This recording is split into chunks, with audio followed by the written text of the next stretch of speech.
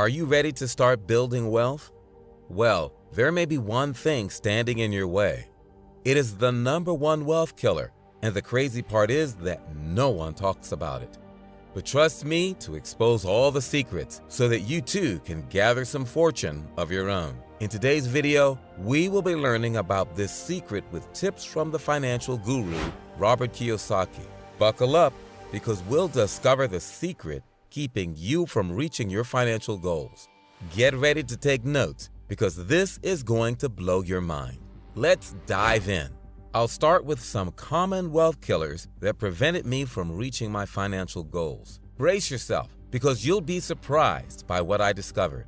Of course, we have numerous lousy spending habits that affect our savings in general, some of which you may or may not be aware of. First on my list is food wastage. Did you know that food wastage is the top waste item in landfills, and that 30% to 40% of food is wasted before it even reaches the dinner table? Let's break it down. If you spend around $100 weekly on groceries, around $30 to $40 is thrown in the trash. Buying what you need, planning meals, and storing food properly to avoid spoilage are essential. Next up is energy usage. I just called my energy and gas provider and asked them if there are any better plans available. To my pleasant surprise, there were, and we are going on a variable plan which will incentivize us to be more mindful with using gas and electricity in our house. This is one of the top 3 expenses that eat deep into our pockets. Energy bills make up a large part of household budgets, and of course, it's crucial, so it cannot be removed. I have learned to minimize my energy usage as much as possible. You may not know how much leaving lights and electric devices on when not in use can cost. I always turn off appliances, like TVs, when not in use, unplug chargers when devices are charged, and use energy-efficient bulbs and appliances. Consider installing a smart meter to help you track your energy usage. That's a great way to cut down on expenses. Third are subscription services. We have subscription services for almost everything, from entertainment to grooming products, and they can quickly add up. Evaluating your subscriptions and determining which ones you truly need and can live without is essential. Also, consider sharing subscriptions with friends or family members. I just saved $48 per month. I gave Foxtel a call and I told them that I was seriously contemplating cancelling our Foxtel account because it was starting to get too expensive and I didn't think that we were making the most of all the channels. Now, the consultant was incredibly understanding and super lovely, and she went away, came back and said, actually, I can save you $48 per month if you keep your Foxtel account. The fourth is cars. For some of us, transportation can be a huge expense. Owning a car can make life easier and more convenient, but it can also be one of the biggest reasons for financial struggle. Car expenses are considered a significant wealth killer in many households. Unsurprisingly, many people find themselves sinking deeper into debt because of the cost involved in maintaining a car. The expenses related to owning a vehicle can come in many forms, from the car payment to the cost of gas, insurance, repairs, and maintenance. Owning a car is a lot. Regardless of the type of expense, it all adds up to a significant amount that can drain your finances in no time. These 4 household spending expenses take up a lot of money. Chances are you already know that and how they affect your finances. But here's one that I guarantee you don't pay heed to. But before we go into that, please give this video a thumbs up if you've enjoyed it so far. Hurry and subscribe to this channel and hit the notification bell, because I will be giving you more value-packed videos like this. Now back to the video. Here's the #1 wealth killer no one talks about. Robert Kiyosaki once said, most people fail to realize that in life, it's not how much money you make, it's how much money you keep. After years of chasing my financial goals, I finally understand what he means. And I have to agree, Kiyosaki is absolutely right. Wealth is something many people strive to achieve in their lifetime. Unfortunately, certain habits and behaviors can jeopardize our financial stability. Yeah, because money never makes you rich. And so the thing is to invest in your life experiences, your mentors. So the story of Rich Dad, Poor Dad is choosing between two different teachers. You know, if I followed my poor dad, I'd probably be a government employee in Hawaii, you know, or a tenured teacher. Yeah. There is one wealth killer that surpasses all others and has been identified as the #1 enemy of financial prosperity: debt. When it comes to discussions around debts, most people tend to shy away from the topic because it seems embarrassing. But the truth is, debt affects a large percentage of people. According to research, the average American debt per U.S. adult is around $96,604. That is a lot of money. The sad thing is that 77% of American households have at least one type of debt. So let's talk about it. Debt is a slippery slope that can quickly spiral out of control if not managed properly. It can occur in many forms: credit card debt, car loans, student loans, mortgages, and the list goes on. Debt can burden our finances, causing us to pay interest and fees that eat away at our wealth over time. One of the primary reasons debt is such a wealth killer is that it prevents us from investing in ourselves and our futures. Years before I reached this level of financial literacy, I remember drowning in debt.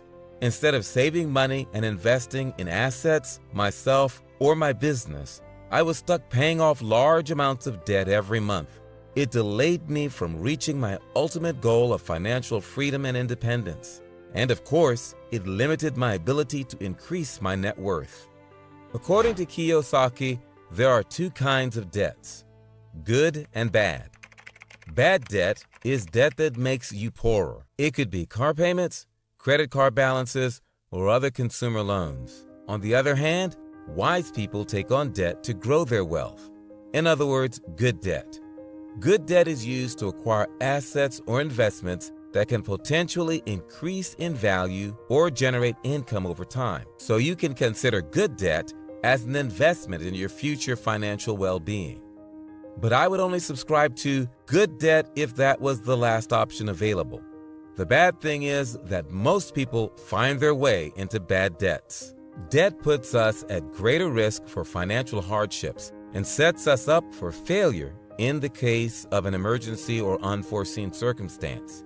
If I rely on credit cards or loans to cover regular expenses, I may not have the resources to handle an unexpected medical bill or job loss.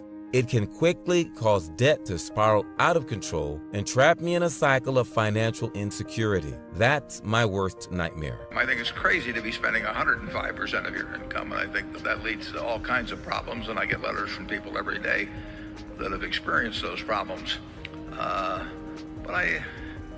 In the end, if you want to have an internal scorecard. If you think I'm exaggerating the consequences of debt, let me tell you a little story of how debt crumbled this industry giant. Once upon a time, Blockbuster Video was the king of the video rental industry. It had stores in every major city and town. People flocked to its aisles to rent the latest movies and games. But as the new millennium dawned, the video rental landscape changed. The rise of streaming services like Netflix and Hulu slowly began to chip away at Blockbuster's dominance. Suddenly, people didn't have to leave their homes to rent the latest releases. They could fire their computers or smartphone TVs and access many movies and shows. But Blockbuster continued to cling to its traditional business model, stubbornly refusing to adapt to the changing times. Instead of investing in its own streaming service, the company continued to pour money into opening new brick-and-mortar stores. As a result, Blockbuster soon found itself deep in debt. It spent millions of dollars yearly maintaining its stores and a massive inventory of movies and video games. Meanwhile, its revenue streams were rapidly dwindling as more and more people switched to streaming services. Blockbuster tried to pivot in the face of these challenges, rolling out a mail-order DVD rental service to compete with Netflix. But by then, it was too late.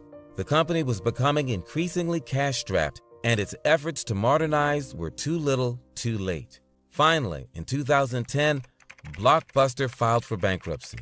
Its debts had become too great for it to overcome. The company had failed to recognize the sea change happening in the entertainment industry and had fallen too far behind to catch up. Today, only one Blockbuster store is left in the world, located in Bend, Oregon. This is just one of many tales of the woes that debts have and can cause. To overcome this wealth killer, we need to be proactive in our approach toward debt management.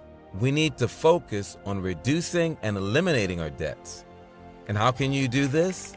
Hit that like button and keep watching to find out. Now more than ever, debt has risen to an all-time high, eating away at any opportunity to truly build wealth.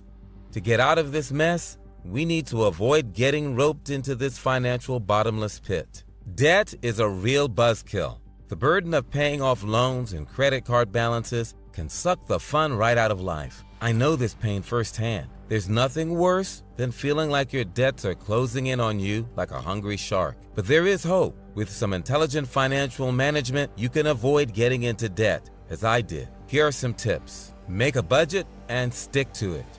Budgeting may sound boring, but it is the key to avoiding debts. I keep track of how much money I have coming in and going out each month. Now, I have some money for savings and a budget for essentials like rent, groceries, and transportation. Keeping track of your money makes you less likely to overspend and accumulate debt. Don't get a credit card. Credit cards can be a slippery slope. They're easy to use, but the interest rates can be sky high. If you're not careful, you could end up with a mountain of credit card debt. If you opt for a credit card, be mindful of your spending and pay your balance in full each month. Knowing your numbers goes far beyond knowing how much money goes in and out of your bank account every single month. It's understanding how much money you have left over after taxes at the end of every single month. It's understanding your rhythm. Pay off loans ASAP. If you have a loan, like a car or student loan, I know it's hard, but the best thing you can do for yourself is to pay it off as quickly as possible. The longer you take to repay the loan, the more interest you'll pay. If you're having trouble making payments, talk to your lender about your options. Save, save, save. The best way to avoid debt is to save up for big ticket items, like a car or vacation. Save a little bit each month and watch your savings grow. Little drops of water make a mighty ocean. Ask for help. Don't be afraid to ask for help if you're struggling with debt. Talk to a financial advisor or credit counselor. They can analyze your situation in depth and help you devise a plan to get out of debt and stay debt-free. To conclude, avoiding debt is not rocket science. It takes discipline, planning, and intelligent financial management. With these tips, you can keep your finances in check and enjoy a debt-free life. So what tip will you be using in your finances? Let me know in the comments. Please subscribe and stay tuned because we are all about financial success here. Remember, wealth is not just about how much money you have. It's about how you manage and use it. If you've enjoyed this video, I suggest you watch this one next. Thanks for watching, and I'll see you at the next one. Bye.